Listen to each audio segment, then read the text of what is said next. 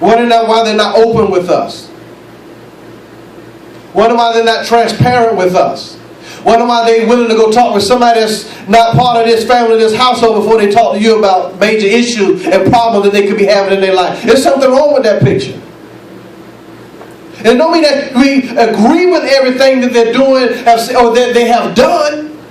It just means that it should be a safe place. Even though you done fallen and failed and you directly and deliberately disobeyed me.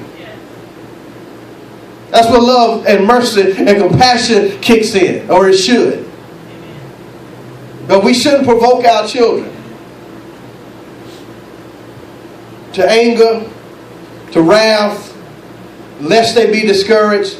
So we must have the right mindset and the right demeanor towards our children. Sometimes we just need to take a load off. Let some of that anger and that frustration settle down before we start, ending up saying, we're regretting something that we did or said.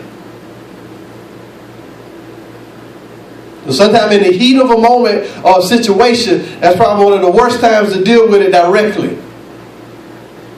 The moment you say, I'm ready to kill them. I mean, you want to strangle them, the best round you go to jail, because when the police arrive, they see print marks on them.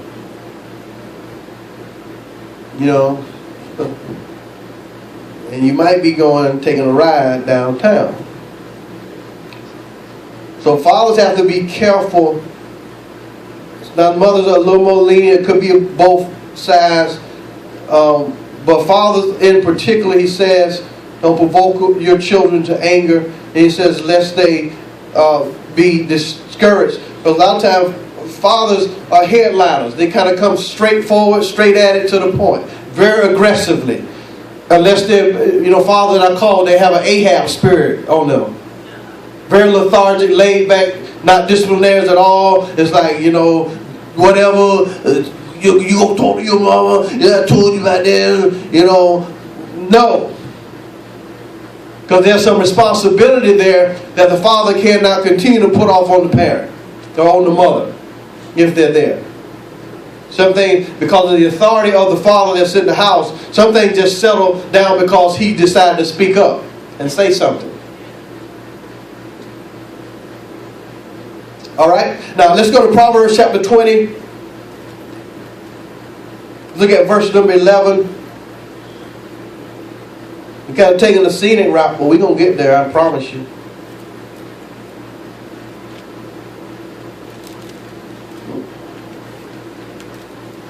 We got to be after the prosperity and the success of our children. And sometimes we got to look at, they're going to be continuing to live out our legacy and heritage in the earth. Especially when inheritance is concerned. Ain't no way I'm leaving you, with hundreds of thousands of dollars or whatever that is, and you're not responsible. Here's what it says in Proverbs 20 and 11. It says, even a child is known by his doings, whether his work be pure or whether it be right. Even a child is known. So people know you by way of your actions. Not so much as what you say, by way of your actions. So your actions and what you do is saying a whole lot of stuff to somebody. So we got to be careful about our ways. You got to be careful about your actions, because people can try to take advantage of you.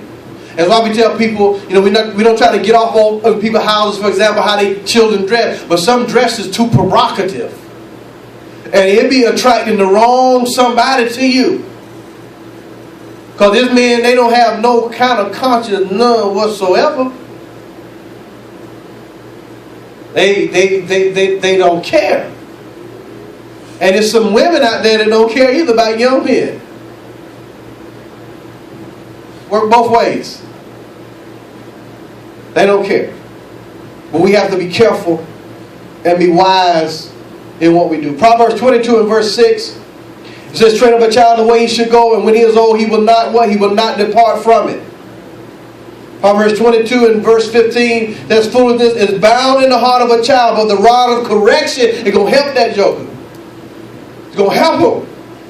The rod of correction will drive it far further. If you beat them, you're not going to kill them.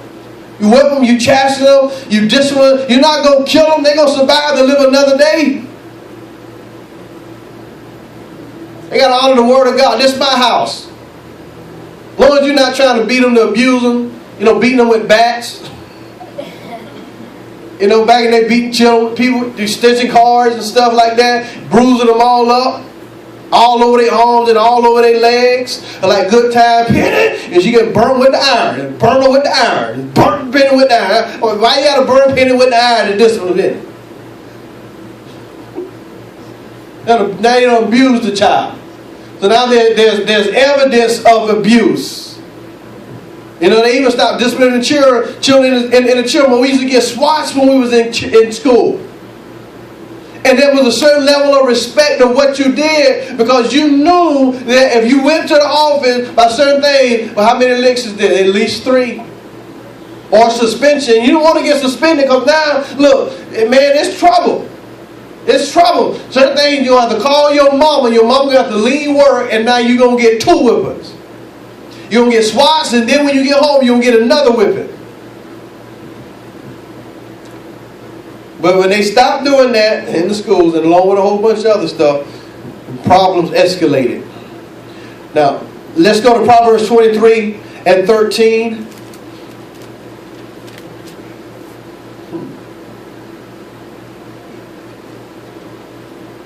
Are you there? And it says, withhold not correction from the child, for if thou beatest him with the rod, he ain't gonna die.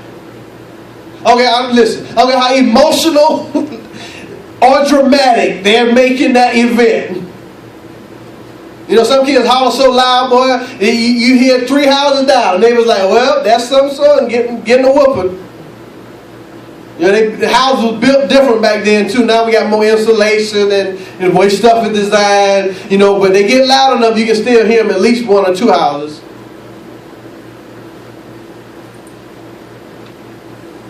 It says you're not going to kill them. Let's go to Proverbs 29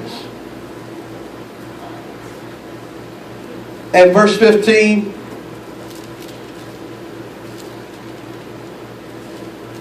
It says the rod and reproof of correction, it says it gives wisdom.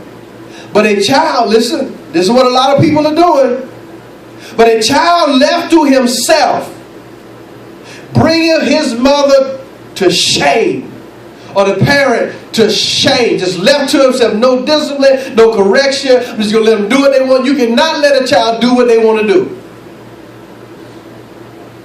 They need to have some perimeters and boundaries in their lives. Rules and regulations and guidelines. They need to have that in there, some structure in their lives. At least while you live in this house. At least while I still be your parent. That's why when we were raising our children, we didn't let them go live or stay or hang out with anybody. Because we can't afford, it's too much happening for us to afford for you to compromise our training and our position, our wishes and our desires where our children are concerned. You might let your children do anything over at your house and that dress, but not here in this house. That's not what we do. That's not how we roll. And you need to know something about not only your friends, but your relatives too. What is their mindset? Because they can let your child get by with something, and then all of a sudden they come home to you, and now you want to kill them. And you say, where you get that from? You know where they got it from if you didn't do it. But some parents do it in their own house. Wonder why their children cussing. Because you cuss. Oh, that's why people say they don't like my teaching. Because you are being a bad example and influence to your own children. And you, okay, I'm meddling now. I'm meddling now. Since we video on it, I'm meddling now. And then you got these single parents, male or female, bringing people up in the house. And the children are observing those things. Who is